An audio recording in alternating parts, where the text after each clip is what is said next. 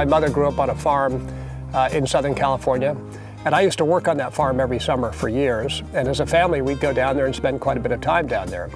Ironically, Mom growing up on a farm made her want to live in the city. Dad growing up in the city made him want to become a farmer. So it was really his desire to go off and have a farming property that started to kind of create this idea, and he felt that her family history was worth honoring. So this property was purchased, and they kind of moved into it slowly. They started with the trailer. Their friends would stay in tents. They'd come up on Labor Day and go hunting. They'd just come up for the weekend and hang out, and it was very informal. In fact, it was kind of nice to see these people 60, 70, 80 years old being so informal on a farm. We wanted to get out of the travel trailer. We were getting older. This is 2005 about, a little later. And second, if your son's an architect, you like having him build a house, but we didn't need a big house, so we decided to build something that was less than 1,000 square feet. This Winters area, and in fact the entire Sacramento Valley, is a very old farming community, and it's dotted with water towers. And the reason it's dotted with water towers, and these go back 150 years, is that way back when, before there was power, you had windmills pulling water out of the ground. The windmills would power pumps. The pumps would pump the water up into the water tower, and the tower would store the water up high, so you had water pressure all day long until you pumped more water up to the top again. So that form, as an architectural form, has been in this area for a long time. In fact, there's probably a dozen within a few miles of here. Dad loved the idea of a water tower.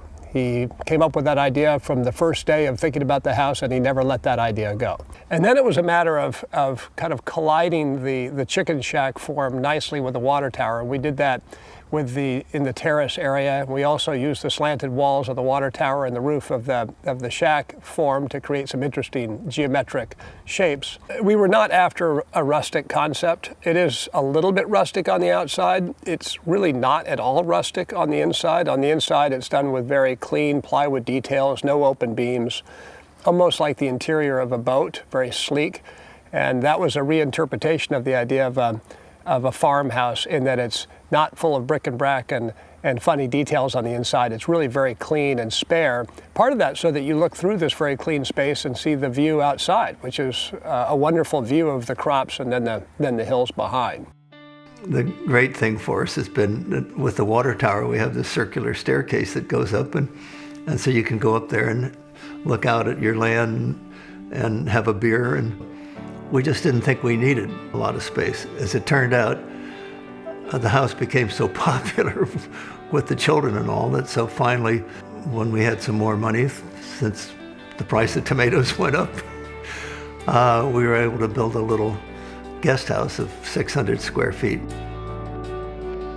One of the interesting things about this house, and it's, I think, an incredibly practical aspect of the house, is that it's supported on 2 glulam beams. Here's one of the 2. The concrete piers are supported on 3x3 concrete pads that are underground, and that gives the house earthquake stability. Now, if we ever wanted to move this house, there are some bolts right there on a metal bracket. We can remove the beams from the concrete piers. A house moving truck will come in, pick up this house, and in a day or 2, it could be at another site, which is actually a plan that we have, because there's a ranch nearby that we own that someday I think will be the final site for this house. The forklift that picks up this house and takes it 1.5 miles down the road, I won't be around to watch, but it's going to be a hell of a sight.